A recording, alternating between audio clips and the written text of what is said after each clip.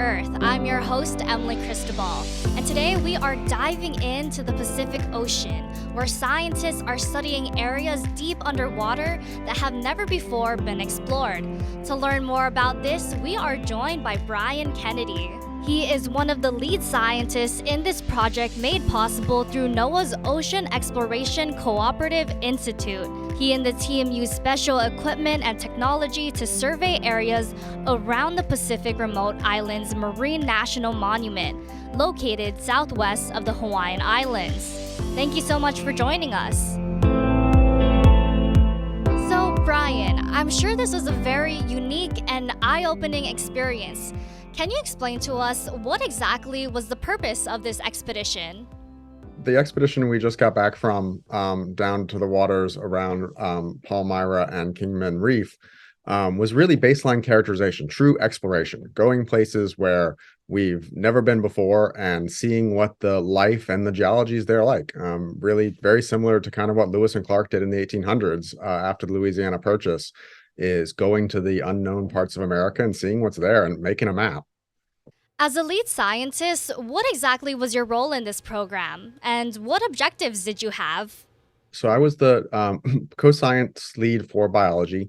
And so my job was to help pick the individual dive sites, work with the team of other scientists on the ship, collecting and processing samples, making sure they're archived, and then really, sitting in the control room on the vessel and running a watch, and going to these seamounts that I've never seen before, and documenting what's there. And so I was running an entire watch. We had a data logger, a science communication fellow, another scientist. I had a geologist in the control room with me to help me understand and contextualize what we were seeing in the seafloor in terms of the rocks and how that might affect the biology that I was most interested in. And then we had a whole team of engineers, from video engineers to ROV pilots and navigators, controlling the remotely operated submersible that allows us to get all this really cool video of the seafloor. Very cool. And you mentioned biological aspects that you were interested in looking into. What were your main interests in this expedition? On two fronts, kind of broadly, is just seeing what's there. This area has been so underexplored. There was a previous, I think, two deep submergence dives or ROV dives in the area, inside U.S. waters, but outside the current boundaries of the Pacific Rhode Island Marine National Monument. And so this whole giant swath, hundreds of thousands of square kilometers, we really don't have a clue what was living down there. And so first and foremost was going out there and really just seeing what's there, identifying the types of coral, seeing where they are. And that's the most important thing on an exploration mission like this. My personal research interest is I'm really interested in the effects of the different shapes of the seamounts and the location of the seamounts and how that controls what type of corals we see living on them. So I kind of had the double fold of objective of getting out there and just doing that baseline characterization and seeing what's there for the first time, and then building data sets that'll help ecologists later on better understand why things live where they live in the deep sea or in this part of the Central Pacific. That's super interesting. And I was wondering if you could describe to our viewers, what exactly does this underwater terrain look like? A lot of it's very rocky with some sediment draped across the seafloor. All of these seamounts are volcanic in origin. And so these are basalts, pillow basalts, things like that you would see in shallow water and on some of the Hawaiian Islands. You see different lava formations. We can also see submerged carbonate, which is remnants of when these features were in shallow water. They had reefs, just like the Hawaiian Islands and the Line Islands where you see now. And so where you find bare rock is what's really important for my kind of work, because that's where the coral can grow, is it needs a bare rock to be able to attach to and then grow. And so a lot of the area you see in the deep sea is this sediment draped, very thinly draped sediment over the rock, with these big, beautiful ancient corals growing on some boulders. And so one of my favorite moments on this expedition is we were coming up the side of this one seamount, about 1,000 meters underwater, and we hadn't been seeing a lot of coral yet. We'd been a few interspersed here and there and some fish.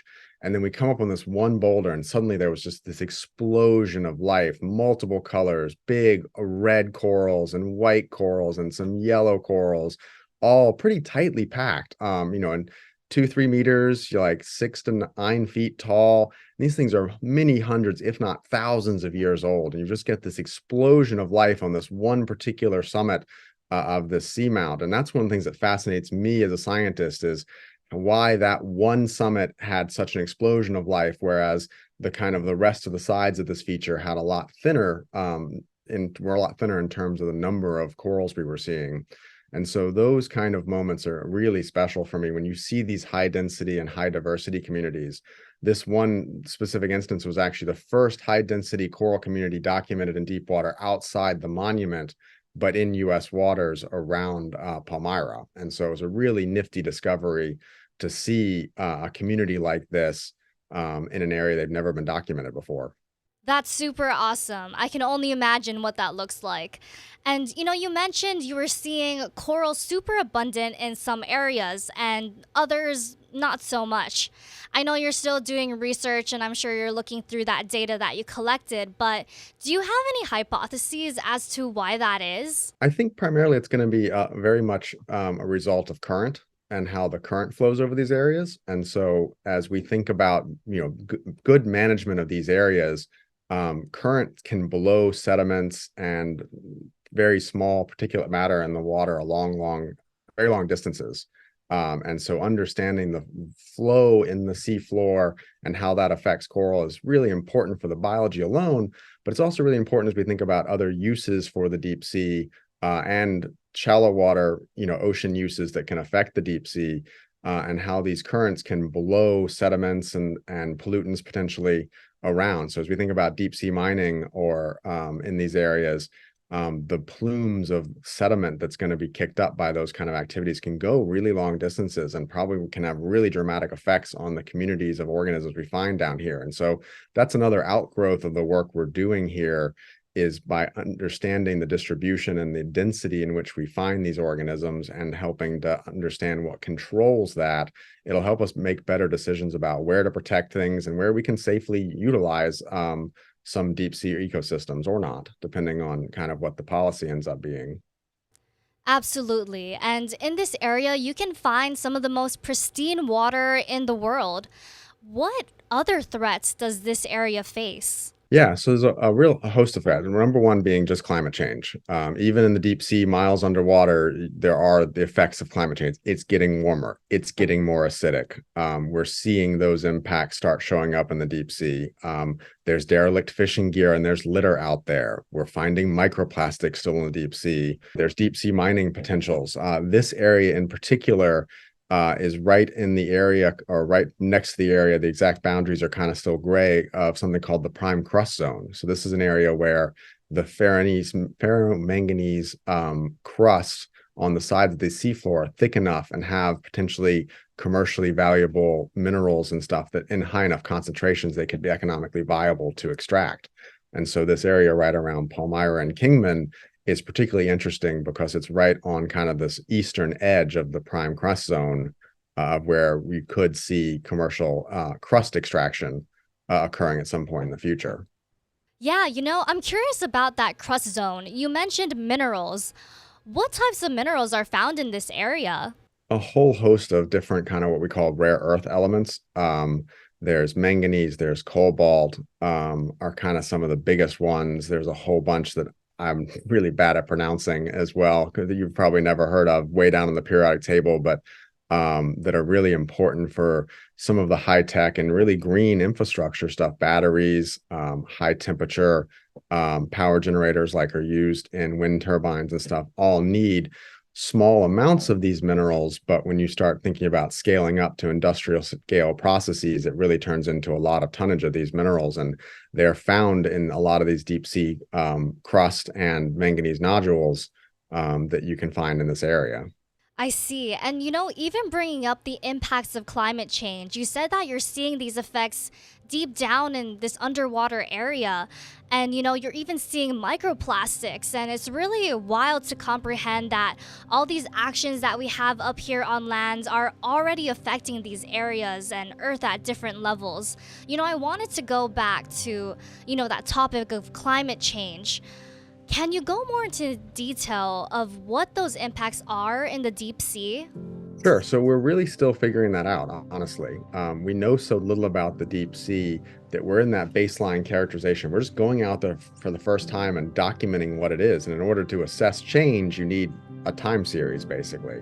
So we're really only at the infancy of understanding the impacts of climate change in the deep sea, because frankly, we just don't have the data, the length of data down there. But temperature being one of the most dramatic. When you start seeing temperature coming up, these organisms down there live in very cold environments. And as you start warming them up, that can have a really dramatic effect on their physiology. In areas where ocean acidification is also beginning to be a problem. And so some of these deep sea corals lay down aragonite skeletons, just like shallow water corals, but it's generally more acidic in deeper water in this part of the world. And so they are right on the maximum kind of acidity level pH of the ocean that they can still make a skeleton. And if the water gets more acidic, it's going to have an even bigger effect on some of these genera of corals in the deep sea than it does in shallow water, because they grow so close to their pH tolerance level already. Yeah, and this is kind of a tough question, but as we are trying to combat climate change, I was wondering if you could give any insight of what you think can be done, needs to be done to fight this crisis and make sure that, the things that we are seeing right now to deter those effects of climate change. So I don't think there's any one size fits all solution. We kind of need a little bit of everything. And that ranges from using less fossil fuels to being better about, capturing some of these emissions probably in some way, shape, or form. We're getting to that point where just stopping producing more isn't really going to stop climate change in the level we need it to. So we're probably going to have to start thinking about large scale carbon sequestration activities or something like that. This isn't my area of expertise per se. It's really going to have to end up being all solutions on deck being used in order, because the problem is so big, and we've been at this for 150, 200 years now. We've been burning, oil at an industrial scale. And if we're going to limit the warming to the 1.5 or even 2 degrees Celsius kind of limits that a lot of people think is the best case scenario, we're going to have to take really dramatic action. And that's going to involve a little bit of everything from using less to using more wisely, and probably even recapturing some of the carbon we've emitted. Yeah, thank you so much for providing your insight on that. And you mentioned organisms. What kinds of life are you seeing down in this deep sea area? So there's a whole host of things, a lot of things that you would see just diving on the reefs of Hawaii. You can see their cousins. And then you can see some things down there that you really can't see anywhere else in the world. So one of my favorite organisms is the stalked crinoids. So in shallow water, you see unstalked crinoids, relatively common. These are feather stars. They're a type of echinoderm. And you can definitely see them on the reefs around Hawaii. But in the deep sea, they have a cousin called a stalked crinoid, that are these big, beautiful flower-looking animals. But they grow on this long stalk instead up, and they look like, called sea lilies, and that's really what they look like a lot of times. And these were thought extinct in the fossil record. They're prevalent in the fossil record from hundreds of millions of years ago. Up until we started exploring the deep ocean, we thought these were a relic of pre-dinosaur times, and now we find that they're one of the most common organisms in the deep sea. And so these are some of my favorite things to see down there. We see all kinds of different types of corals, some like some of the black corals and some of the sclerotinian corals that are pretty similar to what you'd see in shallow water.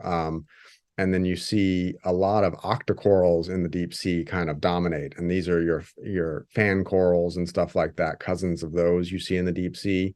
There's a whole range of different deep sea fish, from big, 6 gill sharks that grow to be, 15 plus feet, to little dog sharks and things like that. And then some of your shallow water, kind of more familiar species like hammerheads, we can see in the and pretty far down too. So it's a whole host, and it's really of different life, and it's really kind of a unique ecosystem, a cool blend of things that humans aren't used to seeing at all, along with some kind of more familiar looking things you would see around the reefs when you're scuba diving in shallower depths. Wow, that's so fascinating. And I wanted to go into the route that you took to get there. Your start and end point was Hawaii. But can you describe where exactly this area is in relation to the Hawaiian Islands? Yeah, so we left from the UH Marine Center just down in Honolulu Harbor, and it took us about 3.5 days to cover the 1,000 miles down to get to the northern ends of U.S. waters again, north of Kingman and Palmyra. And so that was a pretty straight shot. We had nice trade winds on the way down. It was a little bouncy, but wasn't too bad. The people who've never sailed before were fighting a little bit to get their sea legs as we were sailing through the trades. And then once we got down there, we didn't see land once the entire 29 days we were at sea. We stayed over the horizon the whole time. And we had really pretty good weather. We got weathered out 1 or 2 days. But for the most part, kind of the daily life on the ship is we try and put the RV in the water sometime in the morning, and then spend between 12 and 24 hours with the RV on the seafloor. And then we recover it, and then we'll move over to another seamount, generally map along the way and make some preparatory maps of the area, and then kind of rinse and repeat. So we ended up getting 16 dives in across the 4 weeks of the expedition.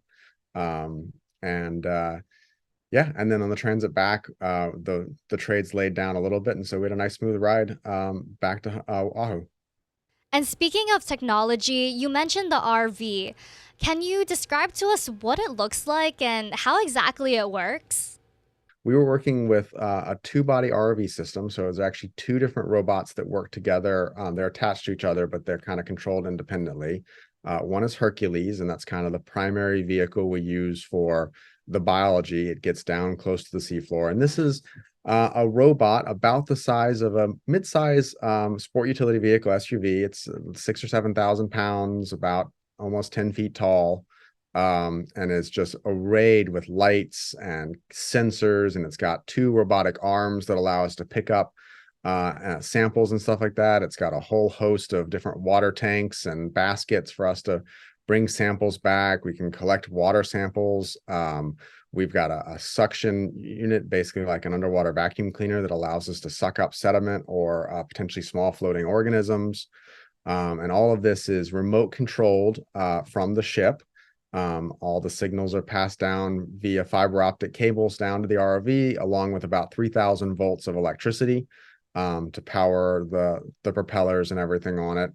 And the second vehicle we were using is a vehicle called Atalanta, and it's what we call a camera sled, and it hovers higher up in the water and kind of is a protective overwatch. It watches what Hercules is doing, gives us a kind of an eye in the sky. It's like having a personal drone following Hercules around, so we can see for safety reasons what's working around the vehicle, but also help scientists like me contextualize what we're seeing. Hercules can be zoomed in specifically on one or two corals, kind of getting a really, microscopic almost view of what's going on in the small. And the Atalanta view gives us kind of a bigger, wider area of, where is this boulder in relation to other boulders?